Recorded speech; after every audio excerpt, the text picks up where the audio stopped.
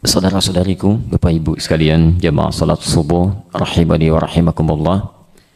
Mari kita awali pertemuan rutin kita di subuh ini dengan bersyukur pada Allah Subhanahu wa taala. Alhamdulillah, kita masih diberikan kesempatan kehidupan di hari ini dan telah kita mulai dengan menunaikan salat subuh berjamaah. Kita bermohon pada Allah Subhanahu wa taala agar kesempatan yang diberikan oleh Allah ini tidak kita sia-siakan, dibimbing oleh Allah sehingga dapat menenun berbagai amal saleh untuk menyempurnakan yang kurang-kurang di hari berlalu serta memperbanyak bekal kebaikan yang dapat kita kerjakan sebagai persiapan kita untuk kembali kepada Allah Subhanahu wa taala. Saya sering sampaikan, barangkali tidak sedikit saudara-saudari kita sudah berpulang kepada Allah karena dipandang bekalnya sudah cukup, dan kita masih diberikan kesempatan oleh Allah, barangkali ada bekal yang harus disempurnakan, ada dosa yang harus diistighfarkan pada Allah Subhanahu wa taala.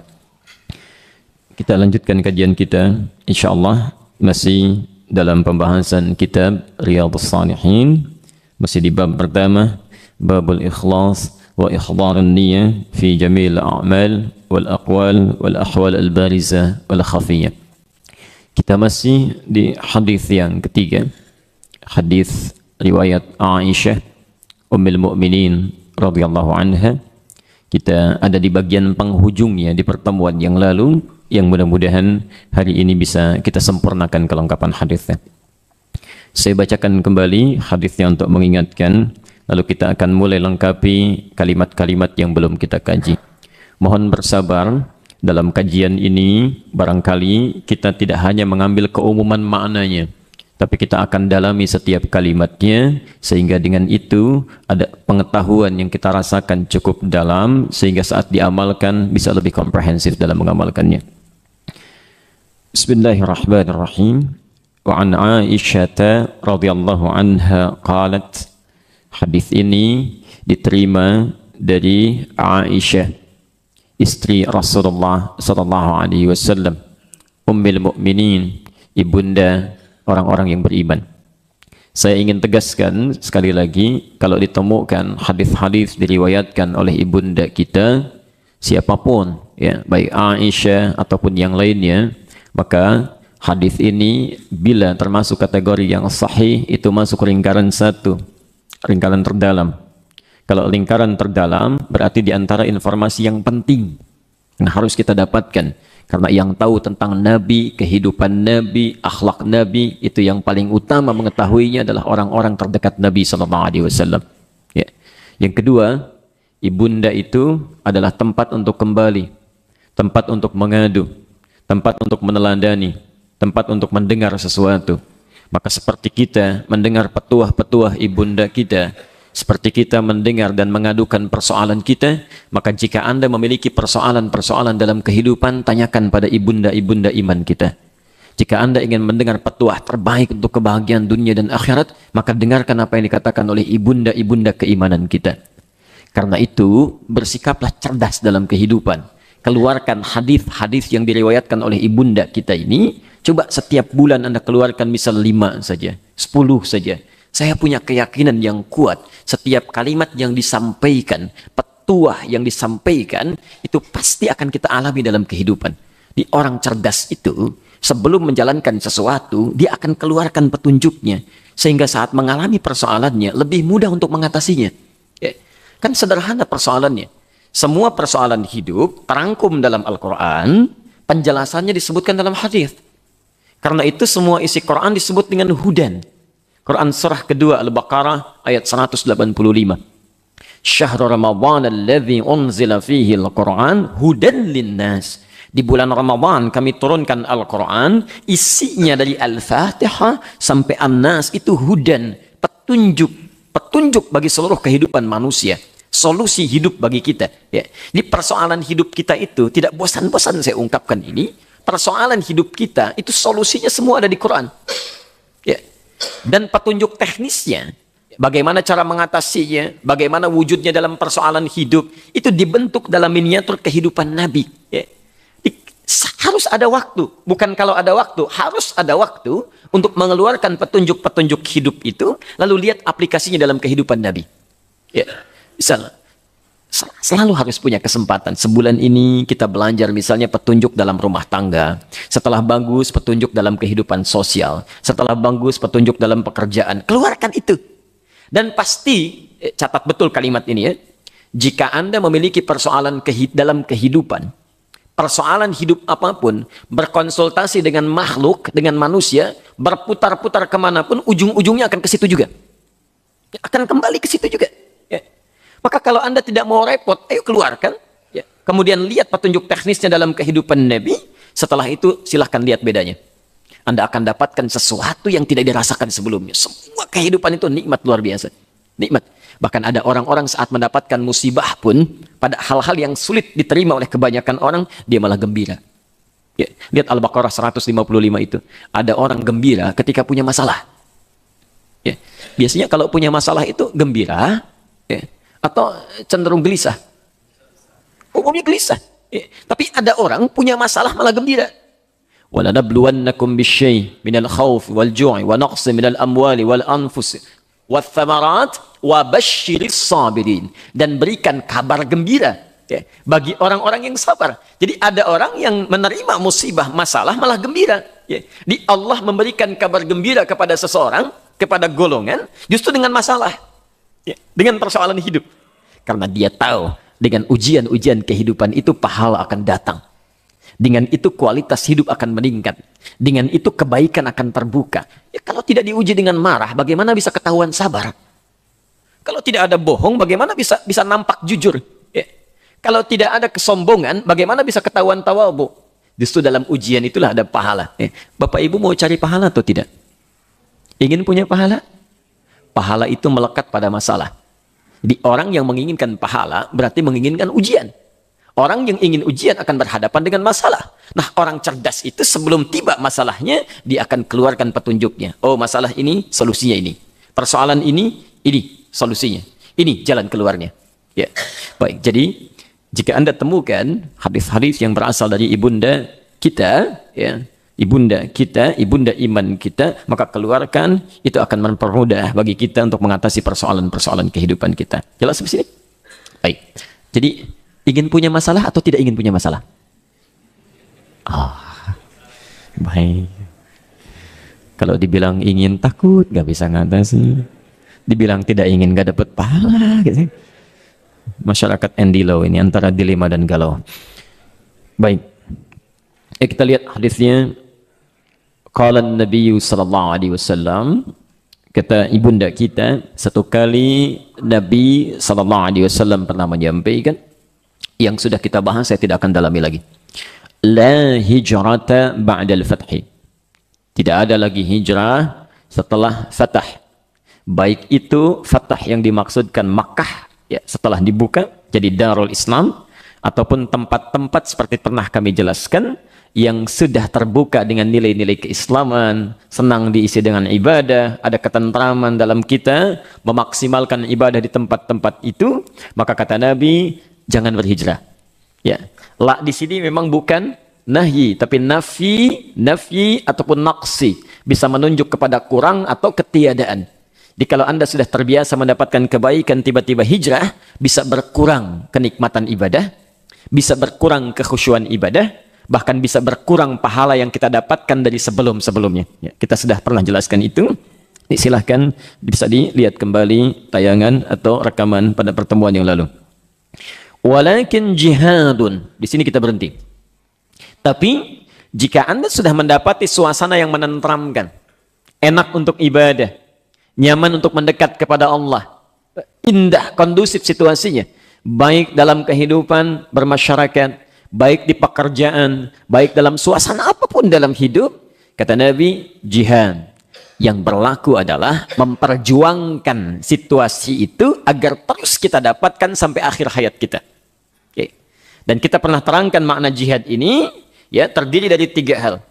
1, dalam rangka membiasakan, memperjuangkan keadaan yang nikmat itu saat kita dekat dengan Allah, maka berlaku kalimat jihad berasal dari kata al-juhdu, serius. Ya. Jadi Anda harus serius. 1, merencanakan kegiatan-kegiatan yang sifatnya positif yang bisa lebih mendekatkan diri kita dengan Allah Subhanahu wa taala. Perjuangan itu disebut dengan ijtihad. Ijtihad. Jadi kalau sekitar Masjid As-Salam ini sudah bagus, sudah enak, ayo kompak bikin kegiatan. Ya. Sama-sama yang membuat iman kita semakin meningkat dengan Allah Subhanahu wa taala. Ya. Anda tingkatkan majlis ta'limnya, insyaallah. Anda tingkatkan kekompakan berjamaahnya. Anda tingkatkan mendekatkan diri dengan tuntunan Qur'annya, sunnahnya. Jangan cuma teoritis, ya aplikasikan dalam kehidupan. Ya, tampakkan keindahan Islam itu dalam kehidupan. Masya Allah.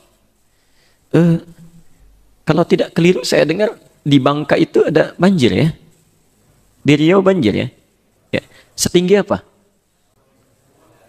Setinggi rumah, Masya Allah. Sudah lihat di televisi? Dengar di radio?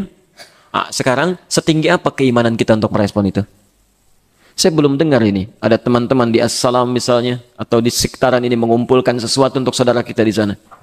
Katanya hafal hadis Nabi. Mukmin satu dengan yang lainnya bagaikan satu tubuh. Kalau sakit satu yang lainnya merasakan. Ya, Masya Allah, di zaman Mu'tasim ada seseorang perempuan sedang dihinakan di sudut yang sangat jauh. Dia berkata, "Wa Mu'tasimah, wa Mu'tasimah, di mana khalifah? Di mana Mu'tasim? Tolong saya." Maka Mu'tasim sendiri yang bergerak. Mu'tasim sendiri yang bergerak. Saya akan membebaskan perempuan itu. Saya akan ringankan bebannya. Beliau bergerak, pimpin pasukan untuk bisa mengangkat derajatnya di hadapan Allah Subhanahu wa taala. Ayo, di mana kita? Di mana kita? Jangan-jangan itu sengaja diperlihatkan kepada diri kita, memang peluang pahala kita ada di situ. Apa yang sudah Anda kumpulkan? Minimal apa yang sudah Anda ucapkan lewat lisan itu? Sudahkah mendoakan mereka? Ya, sudahkah memohon kepada Allah untuk bebannya diringankan? Atau jangan-jangan cuma mengucapkan ya Allah, ya Allah, ya Allah, melihat, menyampaikan, menebarkan, menyebarkan informasinya, tapi lisan kita tidak tergerak untuk meringankan beban mereka. Itu pahala ditampilkan. Ayo baca dengan iman. Kemudian ijtihad, ayo rencanakan. Ya, ada amal jama'i itu yang paling bagus. Ya. Yang kedua, kalau sudah punya rencana, kapan saya mengikuti ta'lim, kapan saya mengikuti sholat berjamaah. Kalau Allah sudah hadirkan masjidnya, sudah baik, sudah enak, harus punya rencana. Minimal keluarkan waktu sholatnya. Ya. Lalu jangan sampai Anda disibukkan oleh sesuatu yang bertentangan dengan rencana Anda. Ya. Jadi kalau sudah merencanakan, konsisten, komitmen. Jam berapa bangunnya untuk tahajud? Kapan waktunya untuk istighfar di waktu sahar? Kapan berangkat ke masjidnya? Kapan mengikuti ta'limnya? Kapan bergaul dengan masyarakat? Kapan menampilkan nilai-nilai keislamannya? Itu ijtihad namanya. Ya, ijtihad. Kami mengerti bahwa setiap kita barangkali sangat insya Allah pandai untuk melakukan sesuatu. Tapi akan lebih baik bila terencana. Akan lebih baik. Baik. Termasuk rencana masuk surga. Ya. Mau masuk surga? Pertanyaannya surga yang mana? Karena ada surga bersama Nabi, surga di taman surga, ada surga seluas langit dan bumi, ada surga yang kelasnya biasa tidak disebutkan tapi keindahannya luar biasa. Rencanakan, ya, rencanakan. Kemudian ada perjuangan dengan fisik, fisikal. Kalau sudah direncanakan, jangan cuma sekedar tertulis, tapi aplikasikan. Lewat perjuangan kaki kita yang melangkah, tangan kita yang bergerak, ya, segala anggota tubuh kita. Perjuangan itu disebut dengan jihad. Ya, perjuangan fisik, itulah jihad, fisikal. Rencana ke As-Salam, subuhnya jam 4.38. Tulis, berangkat jam 4:25. Masya Allah. Begitu Anda mau berangkat, tiba-tiba dikasih gerimis misalnya. Berangkat tidak? Alhamdulillah. Sekarang hujannya agak deras, berangkat tidak? Baik. Baik, begitu mau berangkat lebih deras lagi, ada petirnya, ya, tiba-tiba ada informasi jalan ke As-Salam itu sedikit tergenang. Baik. Berangkat tidak? Jawaban sudah lain ya. Yang pertama kan tadi insya Allah, ya. Yang kedua berangkat, Masya Allah. Begitu yang ketiga ada yang senyum, ada yang begini, ada yang naik turun tuh. Baik, naik turunnya perasaan kita mulai terbolak-balik. Nah, perjuangan mengatasi perasaan itu supaya tetap semangat meyakinkan pada diri kita, itu disebut dengan mujahadah. Perjuangan ketiga, kita sudah bahas ini, mujahadah. Di kadang-kadang kata Nabi ada perasaan iman itu naik turun, naik turun, naik turun. Ya, kalau motivasinya sedang kuat, Allahu Akbar, kuat sekali diikuti itu. Ya, tahajudnya, baca Qurannya, macam-macamnya. Tapi kadang-kadang ada situasi-situasi yang membuat kita turun. Ya, al-imanu yazidu wa yantaqis, kata Nabi. Iman itu terkadang naik, kadang dia turun. Yazidu bit-ta'ah, Dia akan selalu naik bila pemiliknya selalu meningkatkan ketaatan kepada Allah. Wa yantaqisu bil ma'siyah. Ingat, dan pasti akan menurun kalau pemiliknya melakukan maksiat. Ya, melakukan maksiat. Coba nanti kalau bisa dan harus bisa miliki Sahih Al-Bukhari, ya mulai dari jilid pertama dulu. Jilid pertama. Nanti lihat kitab yang pertama di Sahih Al-Bukhari, itu ada 57 hadis. Ya, 57 hadis. Kami mengajarkannya di Masjid Al-Ittihad Kayu Ringin itu. 57 hadis itu berisi tentang tuntunan-tuntunan meningkatkan iman dan mewaspadai hal-hal yang bisa mengurangi iman. Ya. Seringkali ada pertanyaan bagaimana caranya istiqamah menjaga keimanan. Ya. Nabi sudah memberikan rumus. Al-Bukhari menghimpun itu ada 57 hadis. Jadi kalau Anda bertanya bagaimana cara meningkatkan iman, keluarkan di situ hadis-hadisnya. Itu tunggangi dalam kehidupan. Ya. Tapi saat yang bersamaan Anda mesti waspada. Karena ada hal-hal dalam kehidupan yang kadang tidak disadari bisa menurunkan iman. Nah, itulah dikeluarkan di hadisnya, pasti itu Anda akan alami. Ya. Di sebelum mengalaminya, keluarkan dulu itu. Begitu nanti rintangan-rintangannya muncul, hambatannya bisa kelihatan, kita bisa menghindarinya. Waspada. Ya. Jadi kalau Anda misalnya belum tahu ada lubang, terperosok, itu mungkin terjadi. Tapi kalau sudah diketahui lubangnya di sini, titiknya di sini, rawannya di sini, Anda bisa hindari. Ya, jelas sampai sini? Baik. Kira-kira menurut Bapak Ibu bagaimana? Orang yang sudah diketahui, sudah disampaikan informasinya, itu ada lubang, hati-hati. Dia masih terpeleset juga. Satu, sudah ada respon. Baik. Yang kedua, diberitahu ada lubang di situ, dia nggak mau dengar. Ya, biarin aja, terserah saya. Lalu terpeleset juga. Kira-kira yang demikian apa? Sekarang kita kembalikan. Sudah tahu ada informasi dari Nabi. Diberikan informasinya. Disampaikan supaya meningkat imannya. Diberitahu supaya tidak terpeleset keimanan dan menurun tingkat kualitasnya. Tidak dibaca juga. Kira-kira apa itu? Silakan kembalikan lagi. Nah, sekarang itu sudah kita bahas, kita teruskan. Satu, hukum yang berlaku bila suasana sudah nyaman, tentram dengan nuansa keislamannya, maka jihad dengan 3 kategori tadi. Ya, ijtihad, perjuangan merencanakan, jihad, perjuangan fisikal, dan yang ketiga, mujahadah, perjuangan mengatasi gejolak emosional yang kadang-kadang menurunkan semangat keimanan kita. Kalau sedang turun-turun tuh gampang cara cepatnya itu, ya. Tanyakan pada hati dan kuatkan pada jiwa, kapan kamu meninggal? Ya. Hujan, begitu sulit untuk ke masjid, barangkali ini kesempatan terakhir kamu untuk sholat subuh berjamaah. Berangkat. Banyak yang menyaksikan. Justru nanti hujan itulah yang akan menjadi saksi di akhirat nanti bahwa engkau pernah ditetesi saat engkau akan berangkat menuju rumah Allah. Masya Allah, indah tuh suasana seperti itu. Ya. Dan jangan banyak alasan. Ibu motivasi, Bu. Pak, ke masjid.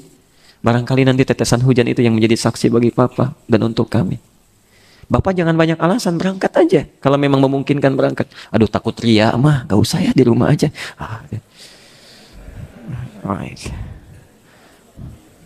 Teruskan. Waniyatun. Selanjutnya niat. Jaga niat. Nah, ini yang terkait dengan bahasan kita. Karena kita sedang membahas hadis-hadis tentang menjaga kualitas niat yang menentukan amalan. Baik. Maka kemudian disebutkan oleh ibunda kita, Nabi menyampaikan, waniyatun, sehebat apapun ijtihadmu, sekuat apapun jihadmu, dan seindah apapun mujahadahmu, tapi kalau niatnya bermasalah, maka tidak akan berguna seluruh itu. Tidak akan berguna. Ya. Kata Nabi, jaga niatnya. Ya, perjuangkan niatnya. Supaya betul-betul dengan niat itu kualitas ibadah itu bisa terjaga pahalanya dalam pandangan Allah Subhanahu wa taala. Lihat cara menafsirkannya, kita tafsirkan hadis dengan hadis, ya. Jadi ada Quran ditafsirkan dengan Quran, ya. Ada Quran ditafsirkan dengan hadis, ada hadis ditafsirkan dengan hadis, ada hadis nanti ditafsirkan dengan qaul ulama, dengan ilmu-ilmu yang sudah ditetapkan dan diketahui tata cara penetapannya. Baik. Hadis riwayat Al-Bukhari nomor hadis yang pertama.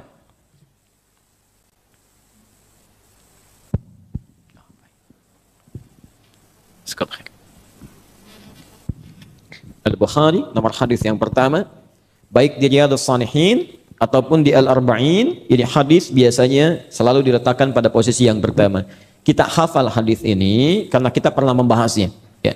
Saya hanya ingatkan dulu sebentar. Masih ingat hadis ini? Innamal a'malu binniyat. Perhatikan betul ya. Kemarin di Al-Ihsan yang PTM sudah pernah saya tekankan lagi. Innamal a'malu ya, binniyat.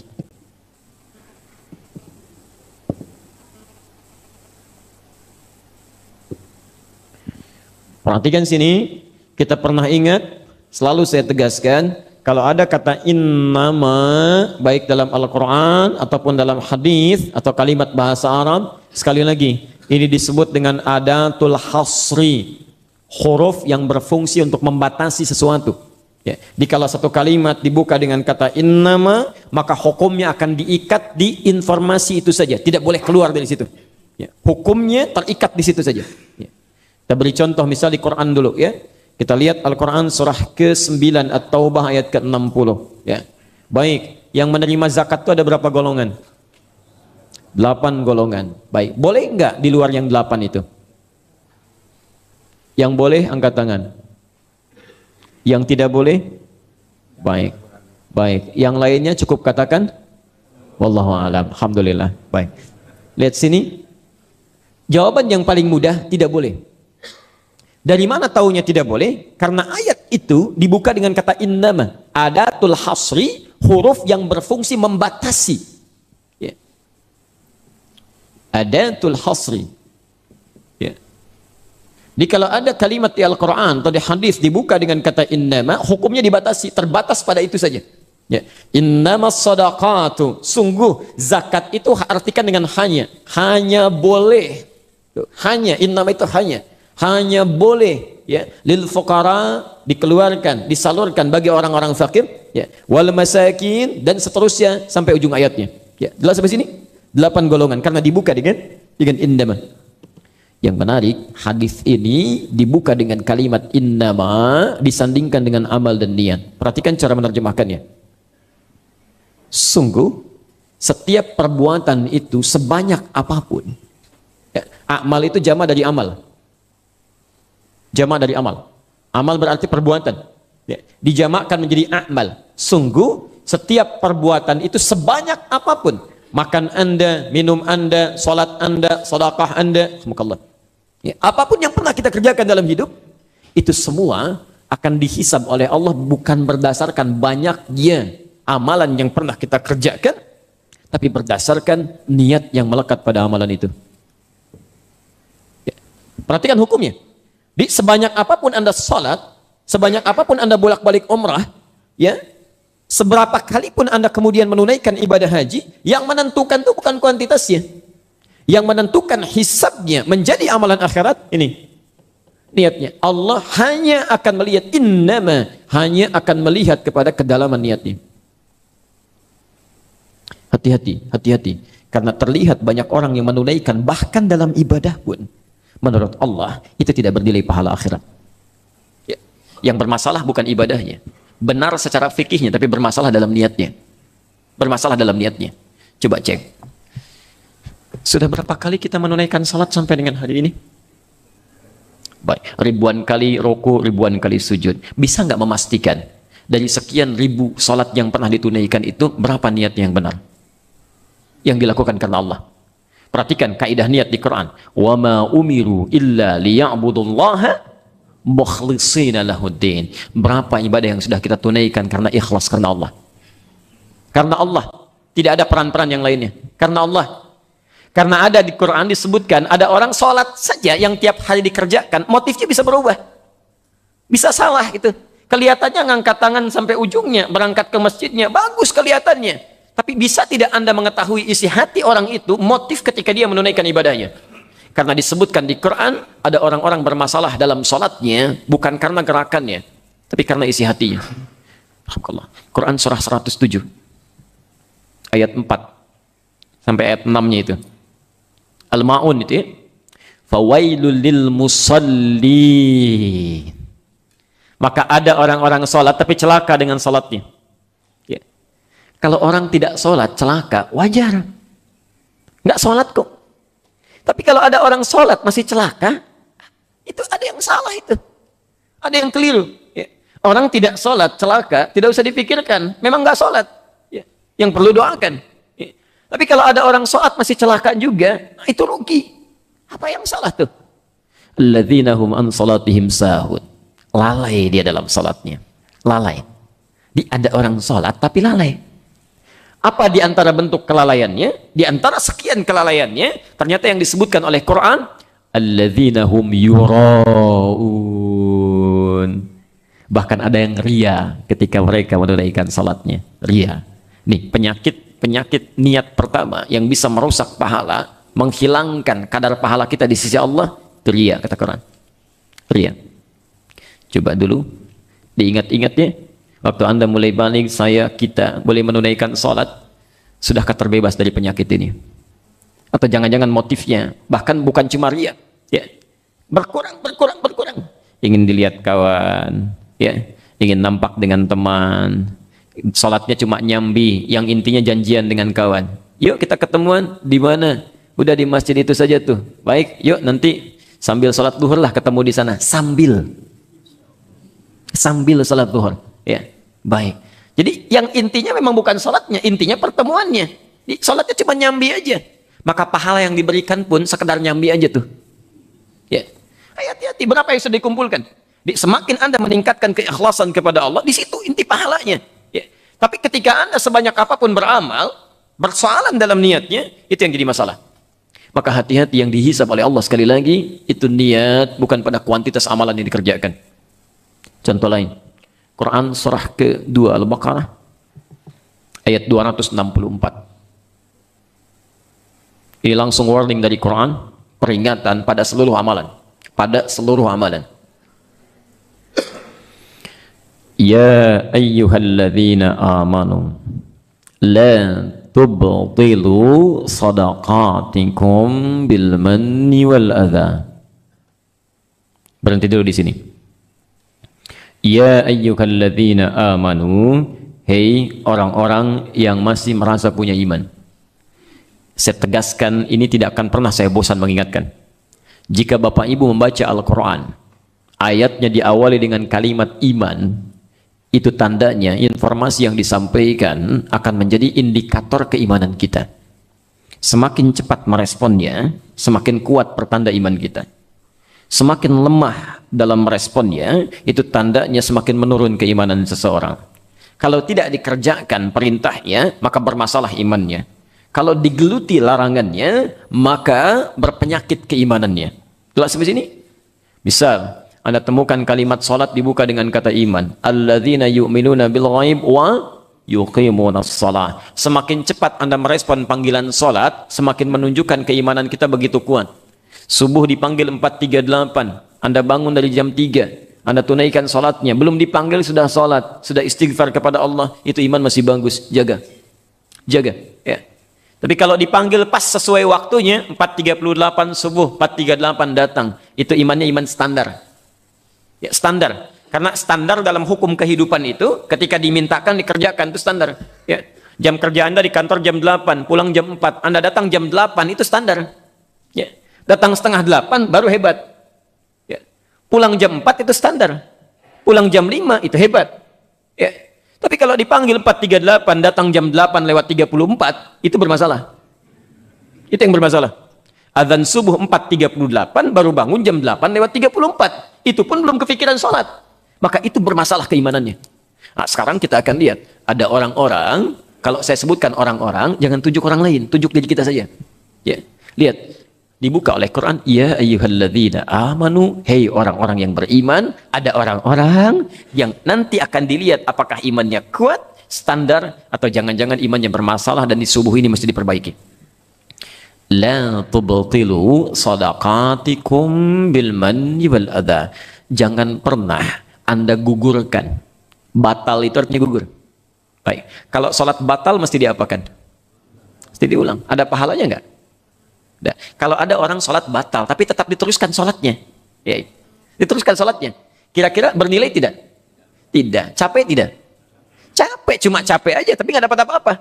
Karena itu kalau sholat Anda batal walaupun sedang di saf jamaah, segera keluar, wudhu lagi, balik lagi, ya. Jangan ditahan-tahan dan jangan banyak alasan dalam hal yang dibenarkan secara fikih, ya. Kalau saya batalkan, bisa ganggu orang sholat, konsentrasi bisa berubah. Menimbulkan prasangka nantinya, kenapa dia keluar?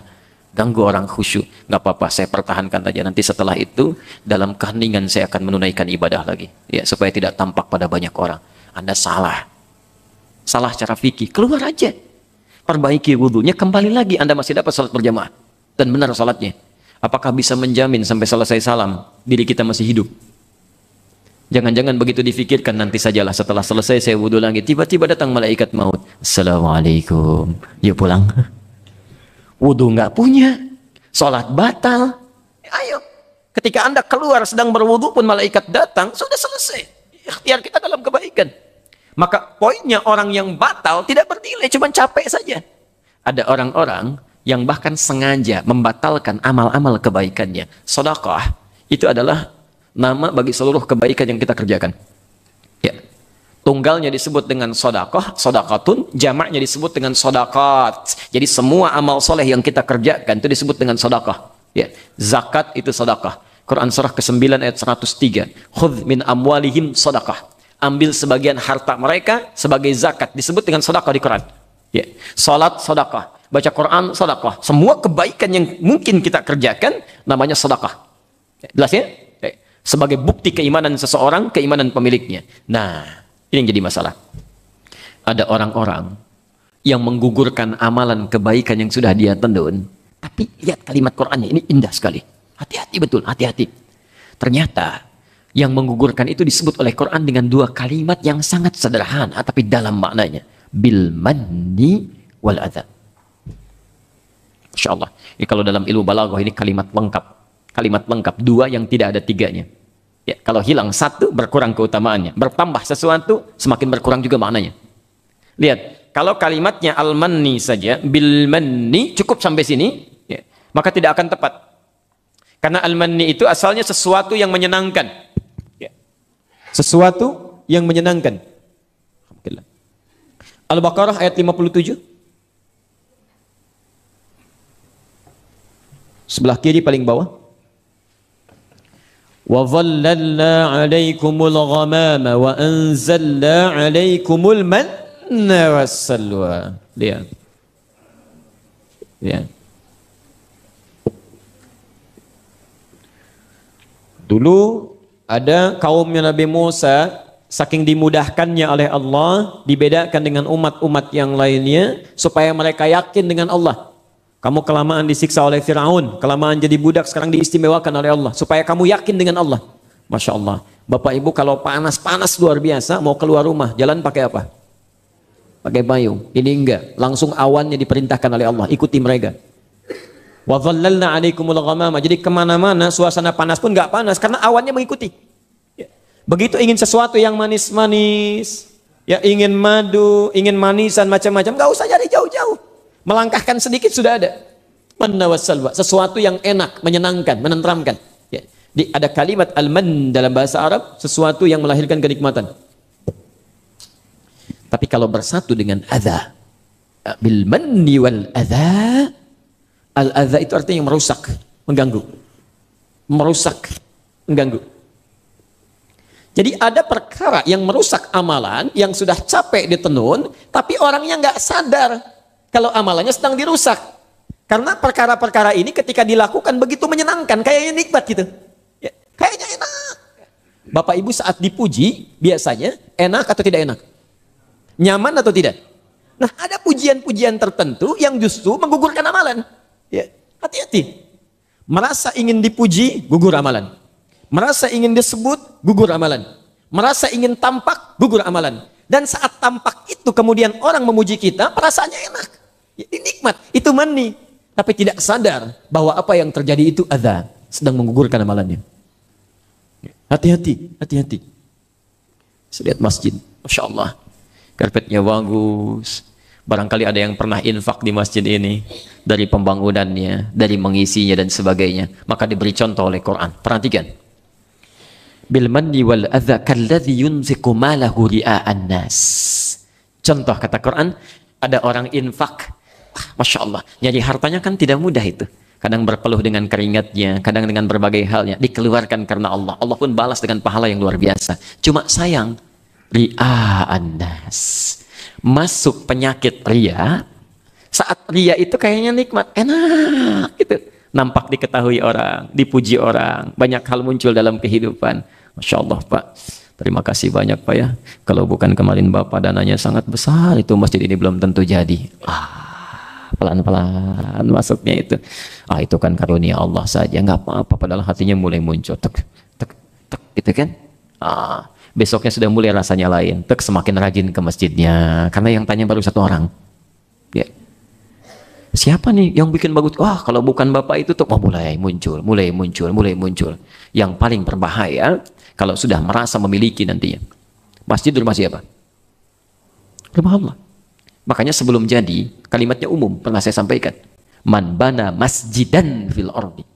Siapa yang berkontribusi membangun satu masjid, mau apapun bentuknya, mau kayu, mau dari batu sekalipun, ya, mau dari marmer yang paling indah, semua energi yang dikeluarkan, harta yang dikeluarkan akan diganti oleh Allah, dibuatkan satu rumah di surga. Tapi masjidnya kalau sudah jadi, kalimatnya dijamakkan di Quran. Dari masjid jadi masajid. Al-Baqarah 114.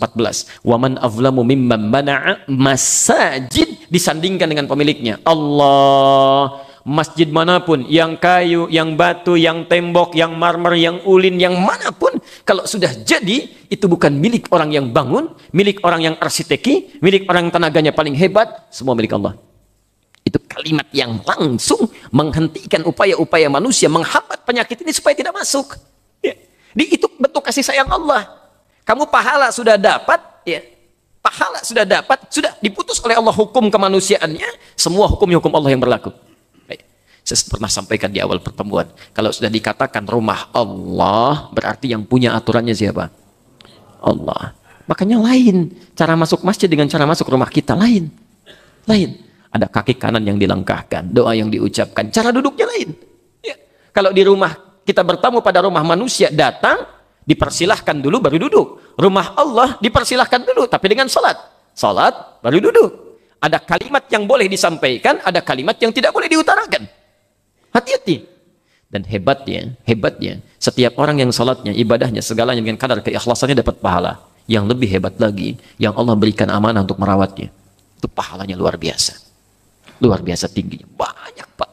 Tapi Allah saya katakan. Tapi lihat ya, lihat persamaan hukumnya. Semakin tinggi tingkat pahalanya, semakin tinggi tingkat ujiannya. Ya, Anda yang merawat masjid, atau berinvestasi dengan masjid di sini karena ikhlas karena Allah, itu jangan dikira tidak ada pahalanya. Saat Anda tidak berkesempatan ke masjid pun, itu orang-orang yang sholat, semisal dengan banyaknya orang sholat, demikian pahala yang Anda dapatkan. Hadis Muslim, nomor hadis 1893. Ya. Man dalla ala khairin falahu ajruhu mithla ajri fa'ilihi min ghairi an yanqusa min ajri syai'. Siapapun yang memfasilitasi walaupun cuma menunjukkan saja pada kebaikan, lalu kebaikan itu dikerjakan oleh orang yang kemudian ditunjukkan itu, difasilitasi itu, maka orang tersebut mendapat pahala yang sama dengan yang mengerjakannya tanpa dikurangi sedikit pun. Tanpa dikurangi sedikit pun. Anda bayangkan, Anda investasi dengan karpetnya, dengan mushafnya, dengan masjidnya, walaupun dengan tenaga saja, tidak ada uang pakai tenaga, tidak ada tenaga dengan ide, pikiran, rancang bangunnya, lalu dilakukan karena Allah tidak disebut-sebut, Masya Allah. Berapa tuh orang yang sholat di masjid ini? Anda meninggal masih ada yang sholat, berapa yang diwujudkan?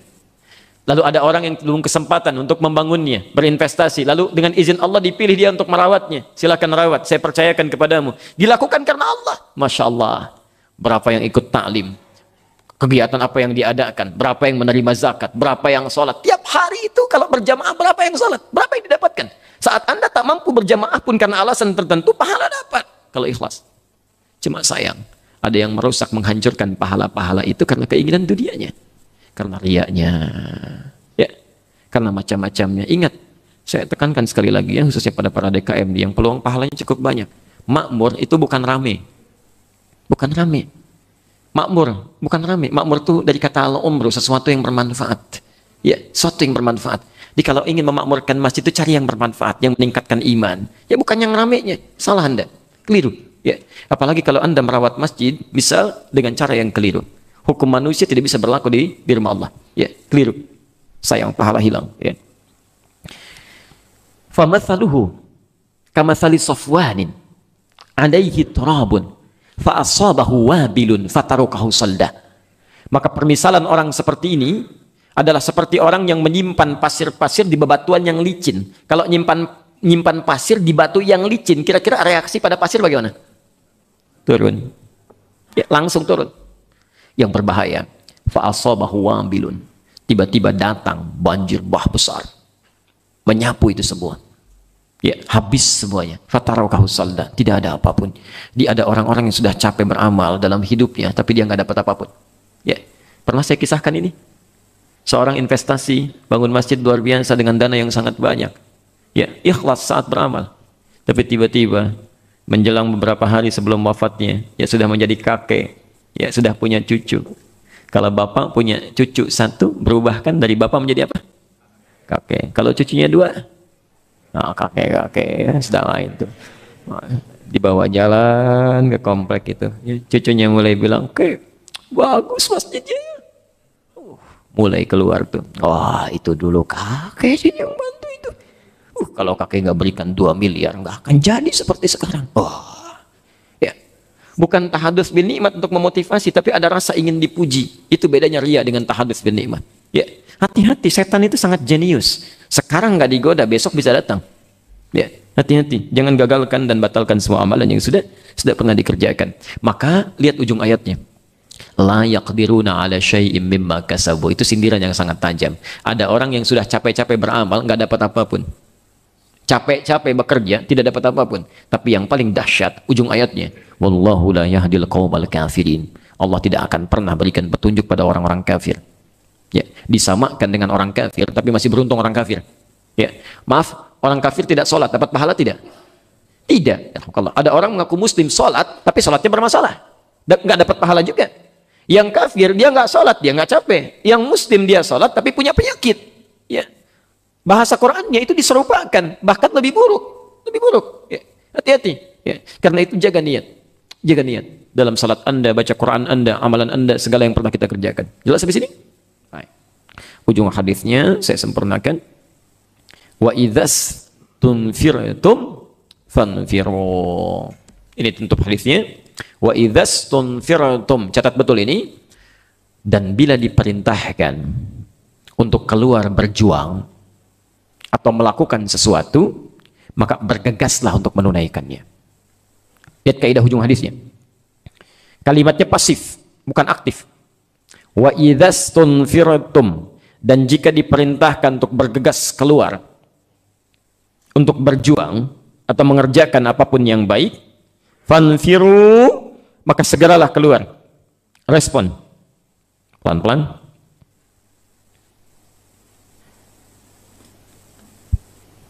Kalimat istanfara di Quran asal katanya dari nafar.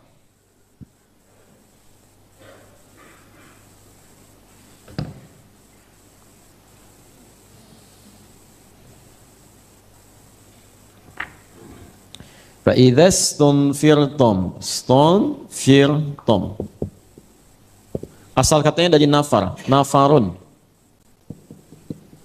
Oke, pelan-pelan ditambah dengan ista untuk menunjukkan permintaan, permohonan. Di rumus cepatnya begini, kalau ada ista dalam bahasa Arab bisa diterjemahkan permintaan atau permohonan. Ya. Ghafara itu ampunan. Ya, ditambah ista di depannya, istaghfar atau istighfar, permintaan ampun. Ya. Azina itu izin, ditambah istadzan, minta izin. Jelas di sini? Baik. Makan itu akala, minta makan, itu ngarang, nggak ada. Ya. Ngarang. Baik. Lain, ada rumus yang lain.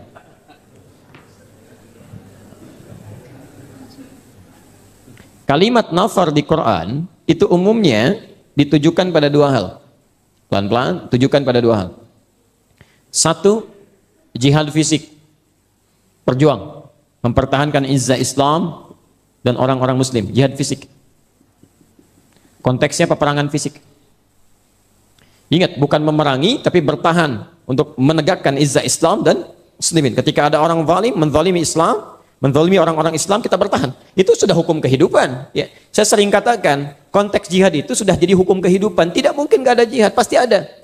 Cuma yang dimaksudkan jihad itu apa? Ya. Mungkin tidak. Ada orang-orang yang dirampok rumahnya, kemudian mempersilahkan begitu saja. Tidak mungkin, pasti bertahan dia. Ya, bertahan. Ya.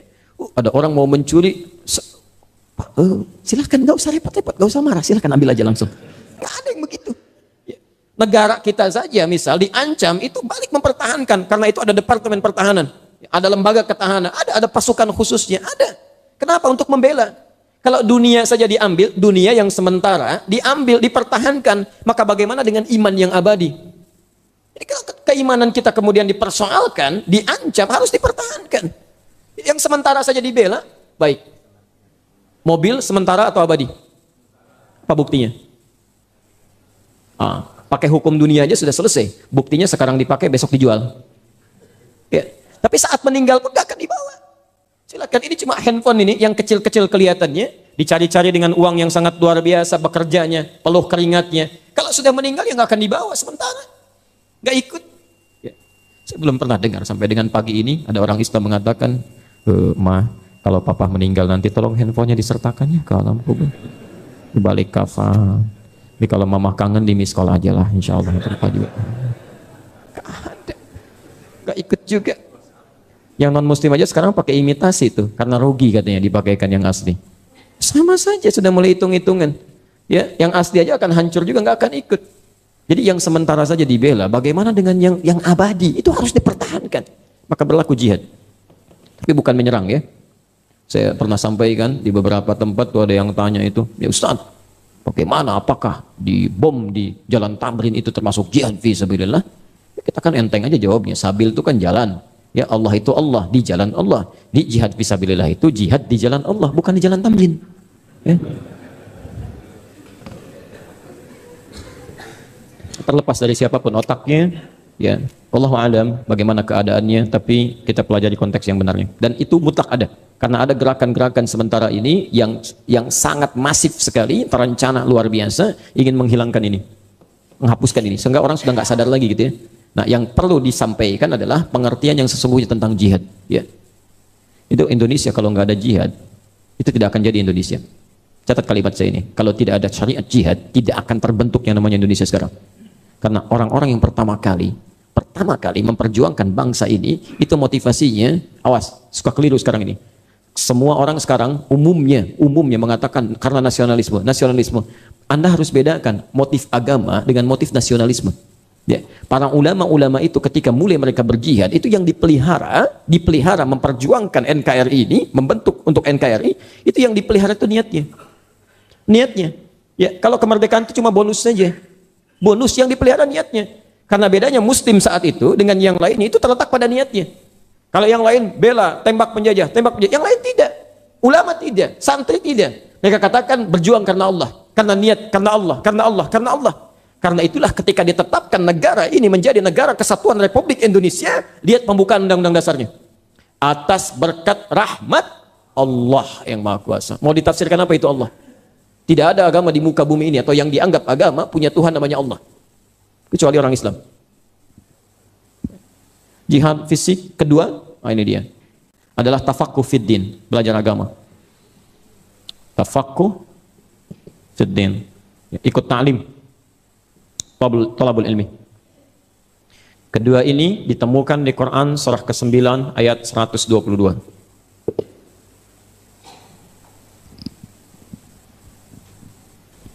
Quran surah ke-9 ayat 122. Di sini kita berhenti karena ini akhir kajian kita, ya. Wa ma kana al-mu'minuna liyanfiru kaffah. Tidaklah semestinya orang-orang beriman itu berjuang seluruhnya ke medan perang. Jihad. Jadi kalimat liyanfiru pertama itu menunjuk pada jihad fisik. Jelas ya? Falaula nafara min kulli firqatin minhum ta'ifatun liyatafaqahu fid din. Kalimat nafar kedua. Di pertama liyanfiru untuk jihad fisik, ya. Jihad fisik. Hati-hati. Jangan dibatasi ya, hal seperti ini pada konteks-konteks perjuangan saat agama dalam pengertian akidah itu juga dinistakan atau diancam. Tapi bisa, saya sering katakan pada saudara-saudari kita yang bertugas di kemiliteran, ya, baik di TNI, di kepolisian dan sebagainya, itu kalau diniatkan karena Allah, menjaga keamanan, lillah, itu bagian dari jihad. Bagian dari jihad. Maka ketika ada panggilan, ada tugas dan macam-macam, niatkan karena Allah, itu kalau wafat jihad itu luar biasa. Ya, dan tidak diberikan pada setiap orang itu kesempatannya. Ya, maka ketika Anda mendapatkannya, niat. Bedakan dengan yang lain. Orang Islam itu terletak pada niatnya. Lillah, lakukan lillah. Ya. Nah, فَإِذَسْتُنْفِرْتُمْ, kalau ada yang meminta Anda untuk bergegas keluar berjihad, فَانْفِرُوا, kata Nabi, segera taati. Segera taati. Kita ambil kalimat pertama dulu ya, dalam konteks jihad, fi sabilillah. Lihat kalimatnya, فَإِذَسْتُنْفِرْتُمْ, jika diminta untuk keluar berjihad. Kalau diminta, berarti ada yang minta. Jadi aturan pertama, jihad itu nggak sembarangan. Ya, tembak ini, bunuh ini, keluar, hancurkan ini. Tidak begitu, tidak seenaknya. Harus ada yang memerintahkan. Ada yang punya otoritas. Ya, nggak bisa sembarangan. Hati-hati. Karena kekacauan pertama dalam dunia Islam itu adalah munculnya orang-orang yang seenaknya kemudian melakukan dalam pandangan mereka sebagai jihad, padahal persoalannya sangat serius. Ya. Awas, hati-hati. Abdullah bin Sabah itu kan saat muncul, ya, saat Uthman terbunuh, kemudian muncul Abdullah bin Sabah itu, ya, di awal-awal sebelumnya, ya, masuk Islam, ya, seorang tokoh dari Yahudi masuk Islam, tapi dengan niat yang berbeda. Ya, apa yang terjadi? Provokasi sana, provokasi sini. Abdullah bin Muljam. Kebayang nggak oleh Bapak Ibu itu Abdullah bin Muljam? Rajin tahajudnya, rajin baca Qur'annya, sampai jadi mukri, bukan qori. Kalau qori, pembaca Qur'an. Kalau mukri, yang membacakan Qur'an. Ya, sampai pernah di zamannya Umar bin Khattab, diutus oleh Umar untuk mengajar di Mesir. Saking bagusnya bacaannya. Mengajar di Mesir, Anda bayangkan. Saat gubernurnya Amr bin As datang ke sana, kata Umar, perlakukan dia dengan baik. Ya, berikan kenyamanan dalam tugasnya. Maju, datang Abdullah bin Sabah mengatakan, Ali telah kafir, katanya. Ali telah kafir. Anda bayangkan. Abdullah bin Muljam bingung bagaimana bisa kafir. Tapi karena ini pandai cara bicaranya, Al-Baqarah 204 itu telah diwaspadai, diminta oleh Quran diwaspadai. Wa minan nasi may yu'jibuka qawluhu fil hayatid dunya wa yushhidullaha ala ma fi qalbihi wa huwa aladdul khisam. Anda akan dapati, kata Al-Quran, sementara orang itu kata-katanya begitu memikat, retorikanya cantik, kalimatnya begitu menarik, kadang-kadang menyertakan Allah dalam setiap kalimatnya. Wah, wahuwa aladul khisam. Padahal ini musuh yang paling berbahaya. Paling berbahaya. Hati-hati, sekarang banyak pertebaran itu. Ya. Oh, Ali telah kafir. Oh, bagaimana bisa kafir? Dia kan menantu Nabi, keponakannya Nabi. Oh, jangankan menantu Nabi, anak Nabi aja bisa kafir. Bukankah anaknya Nabi Nuh juga kafir? Bukankah bapaknya Nabi Ibrahim juga kafir? Bapak Nabi bisa kafir, ini cuma keponakan Nabi. Wah, mulai masuk. Wah, diprovokasi macam-macam. Sehingga muncul keinginan, betul ya kafir, harus saya bunuh itu. Gak ada yang minta. Ya, tidak ada otoritas pada saat itu. Tiba-tiba keluar, punya rencana, saya bunuh. Diikuti, diamati Ali bin Abi Thalib kapan keluarnya, kapan menunaikan salatnya. Lalu ditusuklah beliau dengan luka yang sangat banyak sampai syahid dalam keadaan itu. Anda bisa bayangkan, kalau semua ini terjadi bisa kacau. Ahli baca Quran saja tanpa ilmu, ya tidak ada otoritas yang kemudian mengarahkannya, bisa salah. Apalagi yang baca Qurannya masih belum bagus, ya macam-macam dan sebagainya, bisa banyak kelirunya. Hati-hati, hati-hati. Nah, karena itu mesti ada yang mengarahkan kita dalam kehidupan, yang membimbing kita. Hebatnya kalimat jihad ini kemudian disandingkan dengan kalimat menuntut ilmu. Nafar kedua, tafaqquh fiddin. Tafaqquh fiddin. Nah, yang ingin saya sampaikan yang pertama dulu, baru kita gandengkan pada yang kedua. Ya. Yang pertama, harus ada yang punya otoritas mengatur kehidupan kita. Ya. Otoritas dalam bahasa Arab disebut dengan al-amru. Urusan disebut dengan al-amru. Yang punya otoritas disebut dengan ul. Ya. Disatukan kalimatnya menjadi ulil amri. Jelas ya?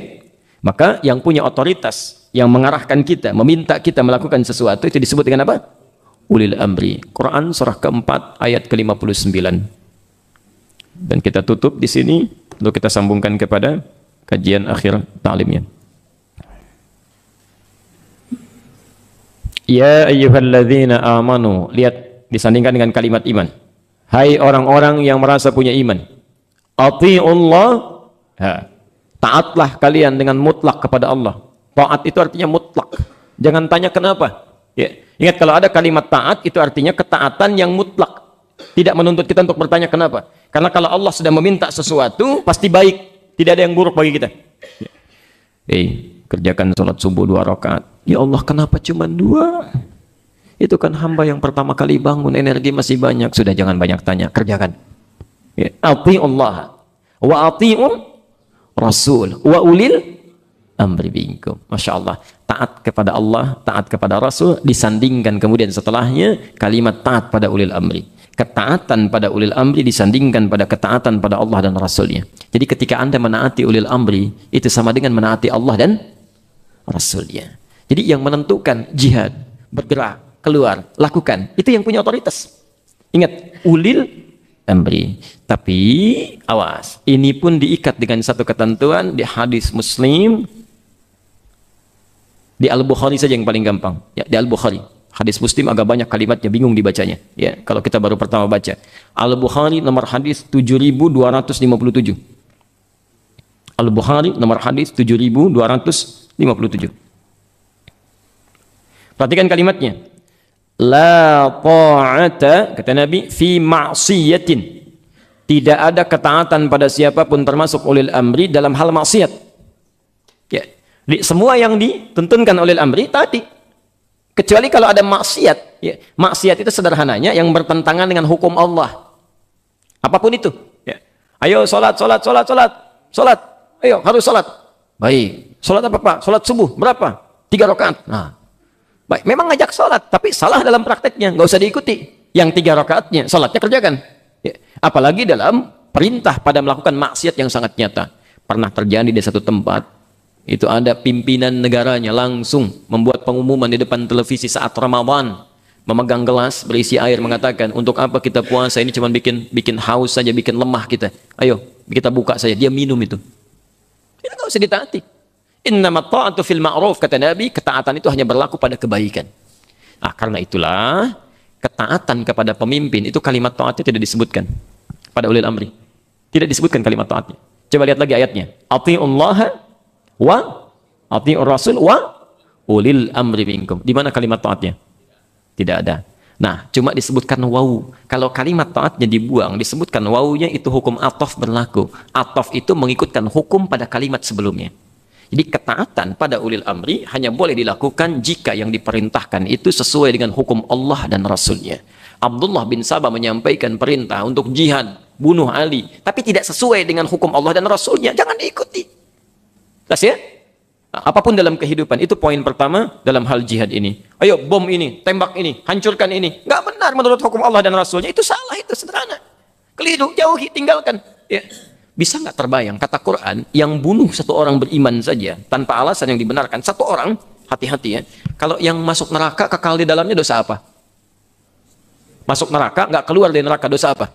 Sekarang kami berikan informasi langsung dari Quran. Ada satu lagi dosa yang siksaannya lebih hebat dibandingkan dosa syirik, lebih hebat, yaitu dosa orang yang membunuh seorang beriman dan dia tidak tobat, siapapun orangnya, termasuk orang Islam. Ya, kalau ada orang membunuh seorang beriman, kemudian wafat dia dan tidak tobat sampai meninggalnya, lihat bagaimana hukumannya. An-Nisa ayat 93.